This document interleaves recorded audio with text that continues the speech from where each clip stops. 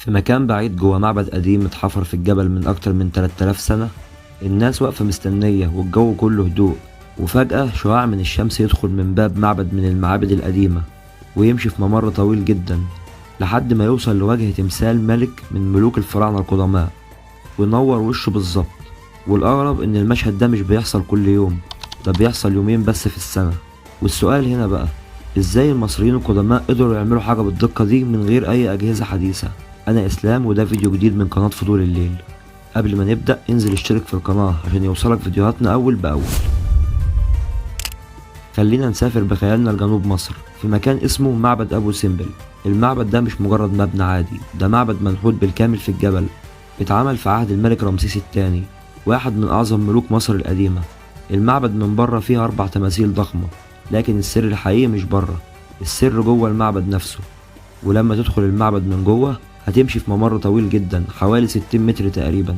الممر ده مظلم ومفيهوش أي فتحات للنور، وفي آخر الممر في غرفة صغيرة، وجوه الغرفة دي فيها 4 تماثيل من ضمنهم تمثال الملك رمسيس. لكن الغريب إن الشمس مش بتدخل الغرفة دي بسهولة إلا في يومين بس محددين في السنة. في اليومين دول الشمس بتتعامد على وجه الملك رمسيس. اليومين دول هما يوم 22 فبراير ويوم 22 أكتوبر. في اليومين دول مع أول شروق للشمس، شعاع الشمس بيدخل من باب المعبد ويمشي في الممر الطويل، ويمر بدقة شديدة جدا لحد ما يوصل لوجه تمثال الملك رمسيس، وبينور وجه الملك بالكامل. لكن مش كل التماثيل نور الشمس بيجي عليها، في تمثال واحد بيفضل في الظلام، وهو تمثال الإله بتاح، وده مش بيحصل صدفة. السؤال بقى، ازاي الشمس بتتعامد على وجه الملك رمسيس؟ وليه الشمس بتدخل يومين بس في السنة؟ والإجابة هنا مش سحر ولا صدفة، ده علم فلك. الأرض وهي بتلف حوالين الشمس زاويتها بتتغير طول السنة، يعني مكان شروق الشمس مش ثابت، كل يوم الشمس بتطلع من نقطة مختلفة شوية. المصريين القدماء لاحظوا الحركة دي مش في يوم ولا في سنة، سنين طويلة جدا من المراقبة. كانوا بيراقبوا الشمس كل يوم ويسجلوا مكان شروقها لحد ما عرفوا امتى الشمس هتكون في الزاوية المثالية. تخيل معايا كده، ناس من أكتر من 3000 سنة من غير أجهزة حديثة ولا كمبيوتر ولا حتى ساعة دقيقة قدروا يحسبوا زاوية الشمس ويبنوا معبد كامل على أساس الزاوية دي.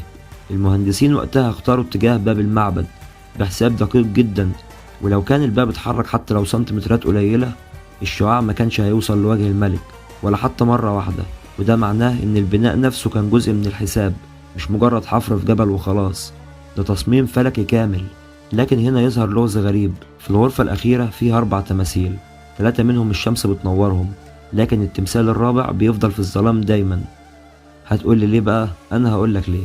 التمثال ده كان تمثال لإله اسمه بتاح، إله الظلام والعالم السفلي، والمصريين القدماء تعمدوا يخلوه في الظلام، مش بالبركة كده وخلاص، لكن بسبب رمز ديني. يعني حتى كمان توزيع الضوء كان له معنى كبير. وفي سنة من السنين حصلت حاجة خطيرة جدا كانت ممكن تنهي السر ده للأبد.